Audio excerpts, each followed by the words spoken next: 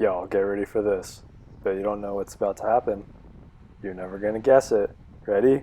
Three, two, one. Dropping! Oof.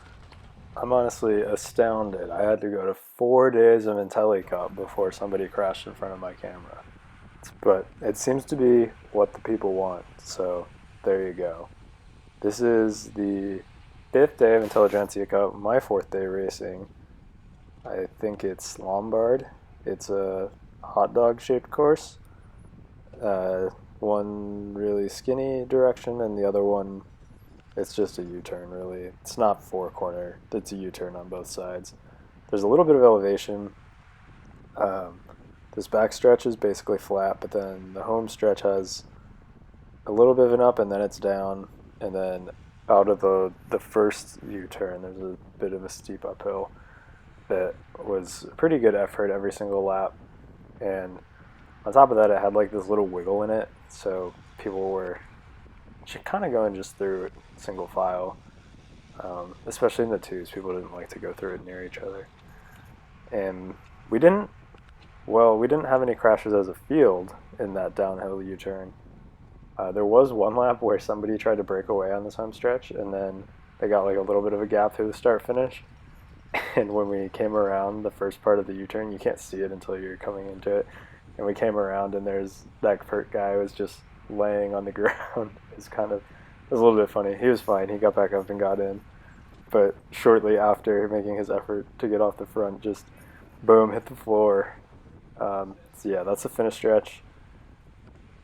I would say our field wasn't that good at taking this corner. You didn't really need to brake that much. The common mistake was people would dive into the corner too early.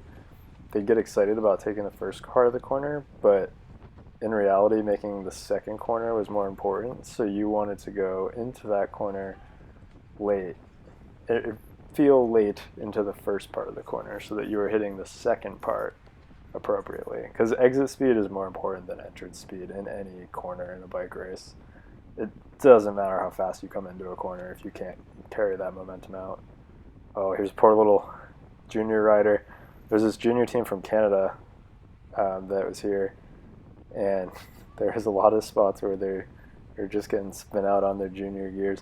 I thought they got rid of that rule, but apparently not. Maybe it's not till next season. I don't know. But it was especially apparent on this home stretch. I think this guy lets a little gap open, and you can see my power spike before I do the effort because I goofed on syncing the videos up a little bit. That's my bad. Yeah, didn't want to let that gap open. It had been happening on prior days where sometimes the junior riders would let a gap go on the downhill section, and you feel bad because they're just spinning as fast as they can, but they can't go any faster. But I think actually the guy who won this day did it on junior gears, which is very impressive. This is the last few laps, probably on 2 to go now. And watch out for that little pothole. They'll get you. Our race had been very easy to this point.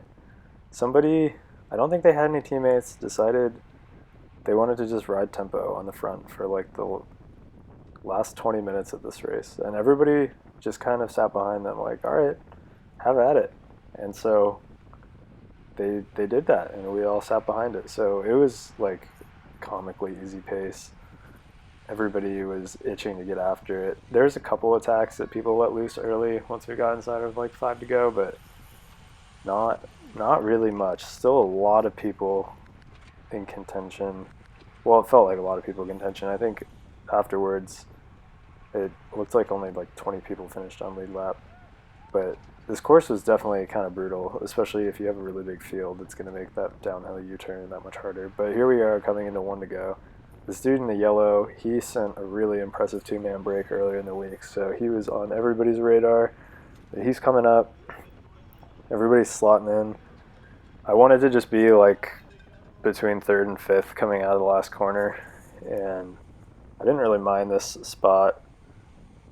I thought those 2 guys sent it a little too early, and yeah, just wanted to get that corner correct. Everybody's sprinting really hard on the side, and then you'll see it like sits up just a little bit, and I wanted to keep moving forward with my momentum, and so I think there was a guy to my right, so I end up going left. You'll see right here. Yeah, that's the slight sit up, and I keep going on the left. I kind of rejoined like exactly where I was, and I was committing to going down the outside at this point, but this guy right in front of me here, boom, clipped the pedal right there, and that made me touch my brakes because I was about to get on an airplane. Like, my flight was an hour and a half after this race ended, so I didn't have time to deal with falling right now. And then after he clips the pedal, he pulls out of his inside foot too, and at that point I was kind of like, this is so not worth it. And once I touched my brakes in that corner, it was kind of over anyways. And same attitude as the other day. It's not top seven. It doesn't really matter anymore. So that was kind of a disappointing end of the last day. I felt like I'd finally done everything right on my end, but then things that were outside of my control came back to get me in this race, which that's part of kart racing. But Intelli was a fun trip. Definitely worth it. We'll be back again in future years. Thanks for watching.